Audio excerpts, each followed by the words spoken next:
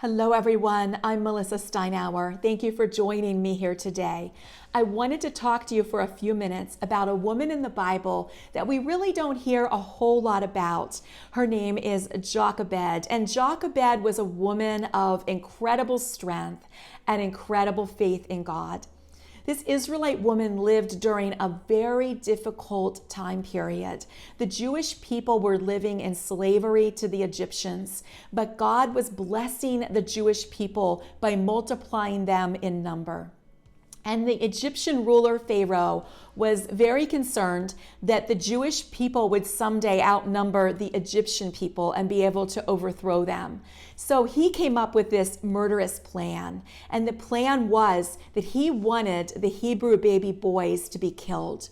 So he asked the midwives to kill the baby boys as they were being born.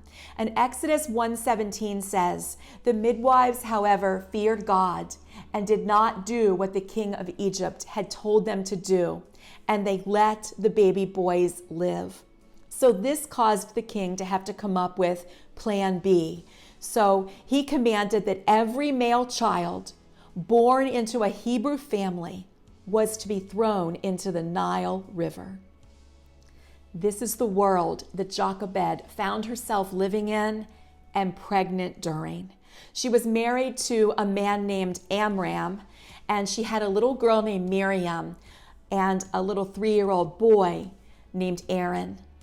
But this time she was expecting her third child, and this was a completely different situation because the king ordered that every male baby be thrown into the Nile River. Imagine her through these 9 months of pregnancy. She would have been hoping for a little girl. She would have been praying for a little girl because a son, to have a son was to have the unthinkable happen, where her son would be thrown into the Nile River, and that would be too much to bear. So think of the pain and the anguish and the cries that would have been heard everywhere. It's unthinkable. So into this very dark world, when Jochebed was pregnant, she gave birth to a beautiful baby boy. And the Bible makes it very clear that this little boy, who she named Moses, was very special. Exodus 2 verse 2 says that Jochebed saw that he was a fine child. This means that Jochebed had the perception and the spiritual understanding to know that Moses was very, very special and that God had a plan for him. Acts 7:20 says that they saw that he was no ordinary child.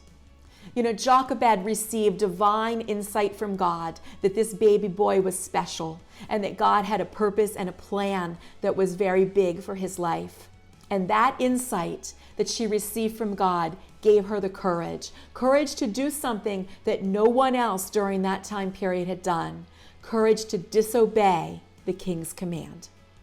The Bible tells us that when she could conceal this little boy no longer, she coated a basket with tar and pitch so that it would float, and she placed little baby Moses in it, and she put it among the reeds on the Nile River, the very same river that she was commanded to toss her baby into to die.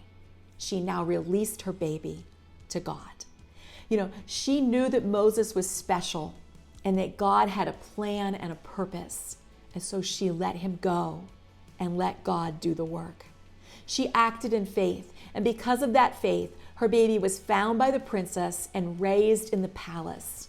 And God was training him and equipping him to be qualified and positioned to someday save the nation of Israel by leading them out of the bond of the Egyptian slavery 80 years later. This story makes me think of how sometimes it takes great faith and great courage to surrender. Surrender is not giving up.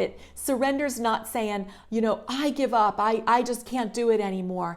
What surrender is saying, not my will, God, but your will for this situation. We can't always see the bigger picture. We can't always know what's coming ahead in our lives, but God can. And we need to have the faith that we do what we can and we give it all up to God to work from there. I ask you, what is it in your life that you need to surrender right now? Maybe you have a wayward child and you've struggled, but it's time that you surrender that child into the plan and the care of God. Maybe it's your future. Maybe it's your finances, your career, or the dreams that you've been hanging on to. The Bible tells us in Isaiah 55, verses 8 and 9, this is the Lord speaking. He says, "For my thoughts are not your thoughts, neither are my ways your ways, declares the Lord. As the heavens are higher than the earth, so are my ways higher than your ways, and my thoughts higher than your thoughts." This means that God knows best. And sometimes we live our lives struggling to make things happen, struggling to push our dreams and push our desires into motion. And we just need to surrender to God and allow His plan for our lives to come forward, and His plan for those that we love and care about to come forward. Like Jochebed, it takes courage and it takes faith to trust God enough to allow Him to take over, to just take over. Right now, if there's something in your life and you need the courage to trust God, you have done what you can do, just like Jochebed, and it is time to turn it over to Jesus. I'm going to encourage you, as soon as this video is over, get alone with God and give it to Him. Surrender to Him.